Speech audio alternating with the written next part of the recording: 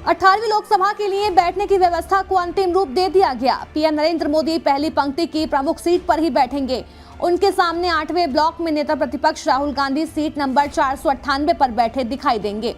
कांग्रेस ने अपनी रणनीति में बदलाव किया है और राहुल के बगल में सीट नंबर 497 पार्टी महासचिव केसी वेणुगोपाल को दी गई, जबकि समाजवादी पार्टी प्रमुख अखिलेश यादव को सीट नंबर 355 आवंटित की गई है। इसको लेकर कई राजनीतिक दलों ने नाराजगी जाहिर की। ऐसे में सवाल उठता है कि आखिर ये कौन तय करता है कि किस सांसद को कहां बिठाया जाएगा और इसको तय करने का आधार क्या होता है।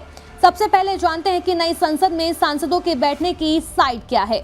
सदन में स्पीकर के दाईं ओर सरकार और उसके गठबंधन के दल बैठते हैं, जबकि विपक्ष दलों के सांसद की सिटिंग स्पीकर के बाईं ओर होती है।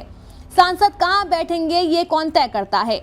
सांसदों की सिटिंग व्यवस्था को तय करने का अधिकार लोकसभा के स्पीकर के पास होता है। सांसदों के बैठने के लिए नियम बनाया गया है।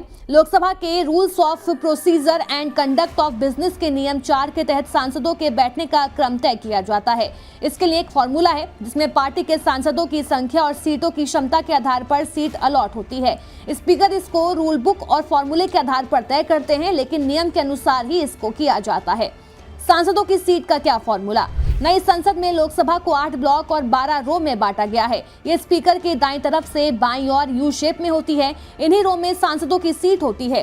पहली रो में 20 सीटें। सांसदों की सिटिंग अरेंजमेंट का फॉर्मूला देखें तो इसके लिए जिस पार्टी के जितने सांसद होंगे उनकी संख्या को रो के कुल सीटों के गुणा कर संसद के कुल सांसदों की संख्या से भाग दिया जाएगा। जो संख्या आएगी उस दल के उतने ही सांसद पहली पंक्ति में बैठेंगे। हालांकि ये फॉर्मूला उन्हीं दलों पर लागू होता है जिनके पास कम से कम 5 सांसद हैं। सांसदों के बैठने में हो सकता है बदलाव।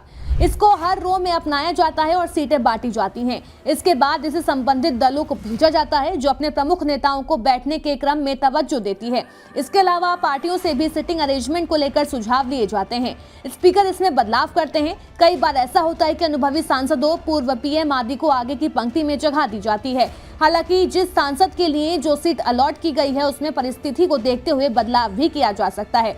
उदाहरण के तौर पर अगर सांसद की उपस्थिति कम है या बहस पर चर्चा होनी है तो सांसद आगे आकर बैठ जाते हैं। पहली रो में किसे कितनी सीटें।